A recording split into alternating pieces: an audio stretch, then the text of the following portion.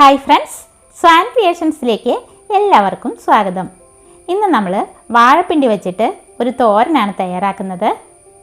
ഒരുപാട് ആരോഗ്യ ഗുണങ്ങളുള്ള ഒന്നാണ് വാഴപ്പിണ്ടി. കൊളസ്ട്രോൾ കുറയ്ക്കാനും യൂറിക് ആസിഡ് കുറയ്ക്കാനും പിന്നെ കിഡ്നി സ്റ്റോൺ ഉള്ളവർക്ക് വളരെ നല്ലൊരു ഔഷധമാണ് കേട്ടോ വാഴപ്പിണ്ടി. അപ്പോൾ ഇതുപോലൊരു വാഴപ്പിണ്ടി കഷ്ണം നമ്മൾ എടുത്തിട്ടുണ്ട്. ഇനി നമുക്കിത് ഇങ്ങനെ വട്ടത്തിലൊന്ന് കട്ട് ചെയ്ത് അതിൻ്റെ നൂലെല്ലാം ഇതുപോലെ വിരലിൽ ചുറ്റിയെടുക്കാം.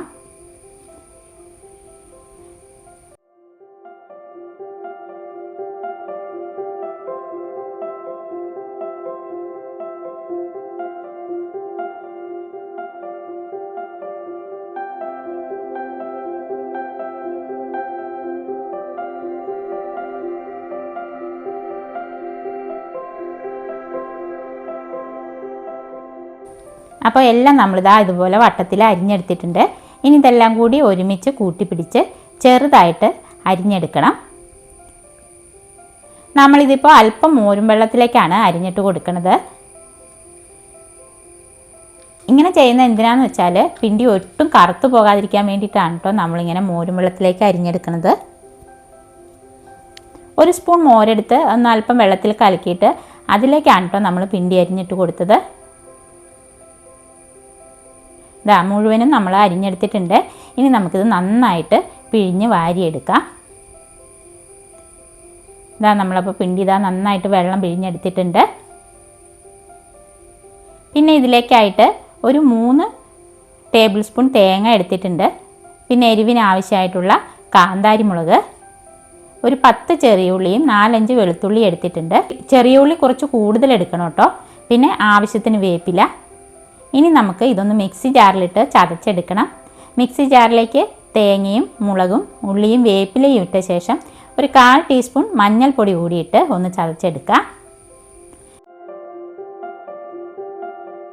നമ്മൾ ഈ പാകത്തിനൊന്ന് ചതച്ചെടുത്തിട്ടുണ്ട്. ഇത് മതിയാകും. ഇനി നമുക്ക് തോരൻ ഉണ്ടാക്കിയെടുക്കാം. ഒരു പാൻ അടുപ്പത്ത് വെച്ച് ചൂടായി വരുമ്പോൾ വെളിച്ചെണ്ണ ഒഴിച്ചു കൊടുക്കാം. വെളിച്ചെണ്ണയിൽ തന്നെ ഉണ്ടാക്കണം കേട്ടോ ഇത്. അപ്പോഴാണ് നമ്മുടെ പിണ്ടിത്തോരന് നല്ലൊരു ടേസ്റ്റ് കിട്ടുന്നത്.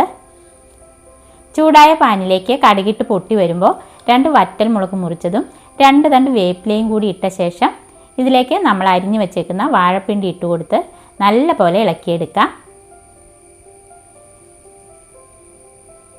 പിണ്ടിയിലേക്ക് ഒരു 1/4 ടീസ്പൂൺ മഞ്ഞൾപ്പൊടി ചേർക്കാം. വാഴപ്പിണ്ടിക്ക് ആവശ്യമായ ഉപ്പ് കൂടി ചേർത്തിട്ട് ഒരു 10 മിനിറ്റ് നമുക്കിതൊന്ന് തട്ടിപ്പൊത്തി വെച്ച് മൂടി വയ്ക്കാം.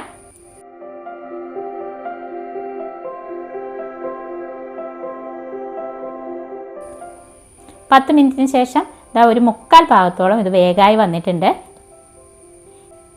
ഈ സമയം നമ്മൾ ചതച്ച് വെച്ചേക്കുന്ന തേങ്ങയുടെ കൂട്ട് ചേർത്ത് നന്നായി ഇളക്കി യോജിപ്പിക്കാം. ഇത്തിരി ഉപ്പ് കുറവാണ്, അല്പം കൂടി ഉപ്പ് ചേർക്കാം. അതിനുശേഷം ഒരു 3-4 മിനിറ്റ് കൂടി ഒന്ന് മൂടി വെച്ച് കൊടുക്കണം. പിന്നീട് മൂടി മാറ്റി നന്നായി ഇളക്കിയെടുക്കാം. പിണ്ടിയെല്ലാം നന്നായിട്ട് വെന്ത് വന്നിട്ടുണ്ട്. അപ്പോൾ നമ്മുടെ ഹെൽത്തിയും ടേസ്റ്റിയുമായിട്ടുള്ള അടിപൊളി തോരൻ ഇവിടെ റെഡി ആയിട്ടുണ്ട്. ഫ്ലെയിം ഓഫ് ചെയ്ത ശേഷം നമുക്കിതൊരു സെർവിങ് പ്ലേറ്റിലേക്ക് മാറ്റി കൊടുക്കാം. അപ്പോൾ ഇന്നത്തെ നമ്മുടെ വാഴപ്പിണ്ടി തോരൻ്റെ വീഡിയോ എല്ലാവർക്കും ഇഷ്ടപ്പെട്ടെങ്കിൽ ലൈക്ക് ചെയ്യാനും ഷെയർ ചെയ്യാനും സബ്സ്ക്രൈബ് ചെയ്യാനും മറക്കല്ലേ. അടുത്ത വീഡിയോയിൽ നമുക്ക് വീണ്ടും കാണാം.